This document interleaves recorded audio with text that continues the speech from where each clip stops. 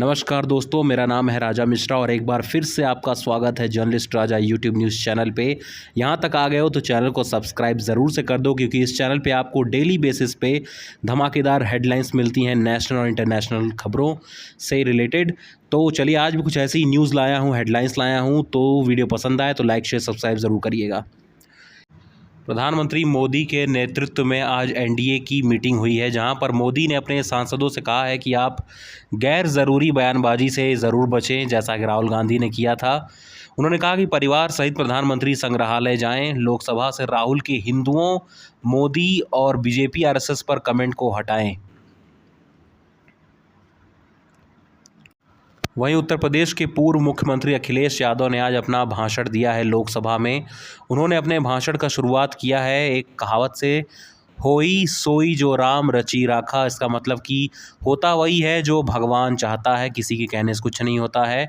उन्होंने कहा कि लोकसभा चुनाव में अयोध्या की जीत हुई है, लोकतंत्र की असली जीत हुई है। साथ ही उन्होंने पेपर लीक कहा कि पेपर लीक इसलिए ताकि युवाओं को रोज़गार न मिल पाए, यानी कि सरकार पर अखिलेश यादव ने आरोप लगाते हुए कहा कि सरकार जानबूझकर पेपर लीक करवा रही है ताकि देश और प्रदेश के जो युवा हैं उन्हें नौकरी न मिले और जितना उनका पैसा है वह सब अरबपतियों के पास जाए।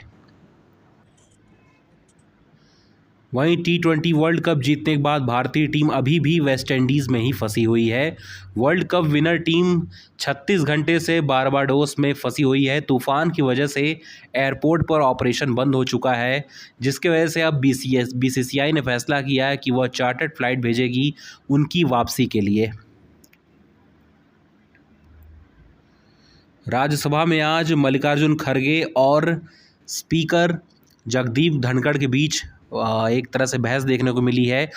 खड़गे ने उनसे कहा कि मुझे बनाने वाली सोनिया गांधी हैं, तभी धनखड़ ने फटकार लगाते हुए कहा कि मैं उस स्तर पर नहीं आना चाहता। आपको किसने बनाया है ये आप जाने, मुझे नहीं पता। और उन्होंने यह भी चेताया है खड़गे को कि आपने इस कुर्सी की गरिमा को ठेस पहुंचाई है। इतना मतलब ठेस किसी ने, इतना नीचा किसी ने नहीं दिखाया इस कुर्सी को जितना आपने दिखाया है। तो कुछ इस तरीके से तीखी बहस देखने को मिली है राज्यसभा में। आप फुटेज देख सकते हो, यूट्यूब पे आप सर्च करोगे तो आपको मिल जाएगी इन दोनों लोगों की बहस। वहीं कल लोकसभा में राहुल गांधी के बयान के कई हिस्से हटाए गए हैं। जब राहुल गांधी ने प्रधानमंत्री मोदी, आरएसएस और हिंदुओं का नाम लिया, उस क्लिप को हटा दिया गया है उस वीडियो में से। इस बात का जब राहुल जी को पता चला तो राहुल गांधी ने कहा कि मोदी जी की दुनिया में सच्चाई मिटाई जा सकती है, हकीकत में इसे नहीं मिटाया जा सकता। मैंने वही कहा है जो सच है, भले ही यह मिट जाए, कहीं भी ये फुटेज डिलीट कर दें, लेकिन मैंने लोकसभा में अपना बात रखा है, मैंने सच का साथ दिया है, मैंने जो सच्चाई देखी है, जो महसूस की है, मैंने वही बोला है। वहीं एनडीए घटक दलों की मीटिंग में आज नरेंद्र मोदी ने अपने सांसदों को चेताते हुए कहा कि आप राहुल गांधी की तरह पेश बिल्कुल ना आए लोकसभा में। एनडीए संसदीय दल की मीटिंग में मोदी ने कहा है कि विपक्ष इस समय तीसरी बार गैर कांग्रेसी प्रधानमंत्री बनने से परेशान है, हताश है, इस वजह से वह गैर बयानेबाजी कर रही है।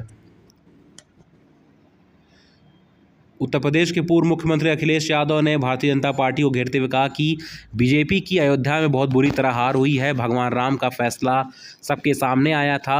वही संसद में उन्होंने कहा कि पहली बार हारी हुई सरकार विराजमान है इस बार लोकसभा में, हम आज भी ईवीएम के खिलाफ हैं। अखिलेश यादव ने कहा कि अगर मैं 80 में से 80 सीट में भी जीत जाऊं उत्तर प्रदेश में, तब भी मैं ईवीएम पे भरोसा नहीं करूंगा। वहीं लोकसभा में अखिलेश यादव ने सरकार पे बहुत बड़ा आरोप लगाते हुए कुछ सवाल पूछे। उन्होंने कहा कि अर्थव्यवस्था पर आंकड़े छुपा रही है सरकार, क्योंकि भारत को 5वीं बड़ी अर्थव्यवस्था बोल रहे हैं, लेकिन यहाँ पर कैपिटा इनकम बहुत ही कम है। अब मनमानी नहीं, जनमर्जी चलेगी, मतलब मनमर्जी नहीं, जनता की जनमर्जी चलेगी। लोकसभा में आज अखिलेश यादव ने केंद्र सरकार को घेरा है। उन्होंने सही बात है, अगर हम 5वीं बड़ी अर्थव्यवस्था हैं, या मैं बोल रहा हूँ, तो हमारी जीडीपी और पर कैपिटा इनकम बाकी देशों से कम क्यों है। हमारे जो ब्रिटेन आज भी हमसे अमीर है, मैं बोल रहा हूँ, क्योंकि उनके पास बहुत ज़्यादा पैसे हैं। ये सिर्फ कागज़ों पे है कि हम 5वीं बड़ी अर्थव्यवस्था हैं, लेकिन सच माने में ब्रिटेन हमसे कहीं ज़्यादा आगे और कहीं ज़्यादा अमीर हैं वहाँ के लोग।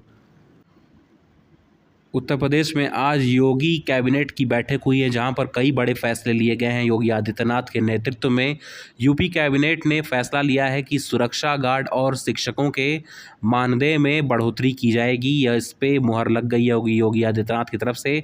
साथ ही उत्तर प्रदेश को इन्वेस्टमेंट के लिए एक बेहतर डेस्टिनेशन बनाने का भी प्रस्ताव पेश किया है योगी आदित्यनाथ ने।